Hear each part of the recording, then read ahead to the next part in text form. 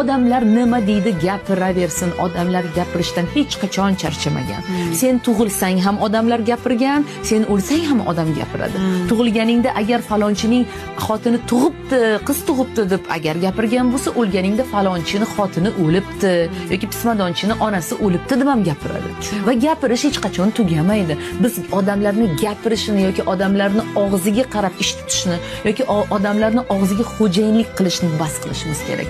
Va mana shu yerda o'zimizga men ruxsat beryapman. Insonlar men haqimda nimaga o'ylasa o'ylasin, men bunga ruxsat beraman, roziman.